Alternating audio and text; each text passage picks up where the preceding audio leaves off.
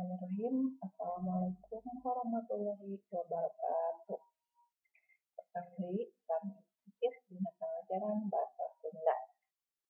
Kumaha hidup sadayana barama? Pamugia hidup sadaya aya dina kaayaan sehat tur semangat pikeun numprik ilmuna. Dina banget ayeuna urang diajar bahasa Sunda ngeunaan ngalarakeun sasaruaan kecap atanapi sinonim sareng nuliskeun kecap sabalikna atanapi antonim. Naon ari ngalarakeun kecap teh? Ngalarakeun kecap aya 3 kecap. Hiji ngalarakeun, 2 sasaruaan, 3 kecap. Ngalarakeun nyaeta dina bahasa Indonesia menerapkan. Sasaruaan nyaeta persamaan, kecap nyaeta kata. Jadi ngalarakeun teh nyaeta ngalarakeun sasaruan kecap teh nyaeta menerapkan persamaan kata atau sinonim pada kalimat. Ningali aya dina buku Paket Widya Basa Sunda kelas 5 kaca 44. Jadi ngalarakeun sasaruan kecap sinonim adalah menerapkan persamaan kata atau sinonim pada kalimat. Jadi engke saastos hidup terang sasaruaana dina eta kecap terus dilarapkeun kana kalimat. Ningali heula contona. Tah, ieu sasaruan kecap atanapi sinonim nyaeta kecap anu miboga harti anu sarua jeung kecap sejenna. Sanajan beda kecapna tapi hartina sarua. Eta disebut kecap sasaruaan kecap atanapi sinonim. Jadi sinonim mah kecapna beda tapi hartina sama, eta ngaranna sinonim. Dikeunaan contoh sinonim di handap ieu. Hiji aya dijeksi sarua jeung disuntik. Indit sarua jeung angkat atanapi mangkat. Nginum sarua jeung eueuh. Dahar sarua jeung tuas atanapi neda. Sare sarua jeung pelem. Sirah sarua jeung mastaka. Gering sarua jeung teu damang. Diuk sarua jeung cali. Nempo sarua jeung ningali. Kolot sarua jeung sepuh. Pinter sarua jeung calakan. Galih sarua jeung gurindil. Sehat sarua jeung jajak. Terus nu ka-14na budak sarua jeung bolon. Nah, eta kecap-kecap anu sarua hartina nya, jadi disebutna sinonim. Kecap-kecap anu miboga harti nu sarua sanajan kecapna beda disebut sinonim. Kumaha ngaharapkeunna? Sami wae mung digentos kecapna. Contona kahiji tina kecap disuntik sarua jeung dijeksi. Kalimat kahiji diida disuntik ku dokter lantaran gering. Kalimat nu kaduana diida dijeksi ku dokter lantaran gering. Tah kitu cara ngalarapkeunna mah.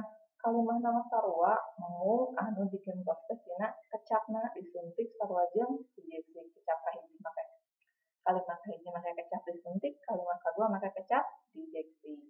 Nu kadua diuk sarua jeung calik. Didi keur diuk dina kursi. Eta kalimat kahiji. Kalimat kaduana Didi keur calik dina kursi. Katilu gering sarua hartina jeung teu damang.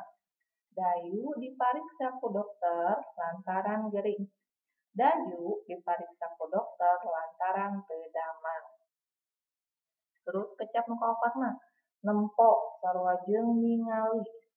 Udin jeung babaturana rek nempo Siti lantaran gering.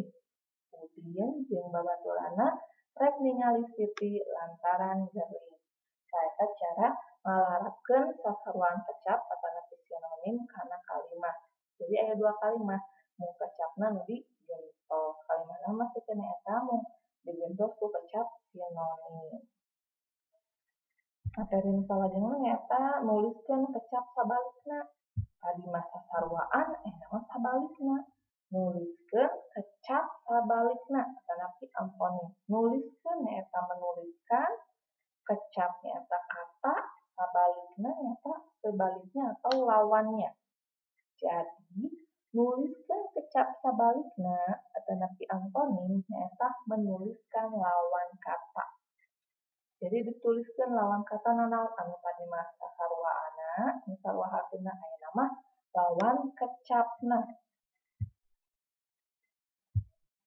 Terus contohna oge, kecap sabalikna atau napi antonim nyaeta kecap anu miboga harti sabalikna dina kecap lainna. Jadi aya sabalikna kecap teh lawan katana dina bahasa Indonesia mah. Jadi antonim itu lawan kata, sinonim itu persamaan kata. Beurang lawanna peuting. Kolot lawanna budak. Sehat antonimna gering. Luhur antonimna handap. Baseuh lawanna garing. Halodo sabalikna hujan. Nanjak sabalikna mudun. Bunga sabalikna sedih. Panas sabalikna sikit. Hareudang sabalikna tiris. Teuri sabalikna jamedut. Gede sabalikna leutik.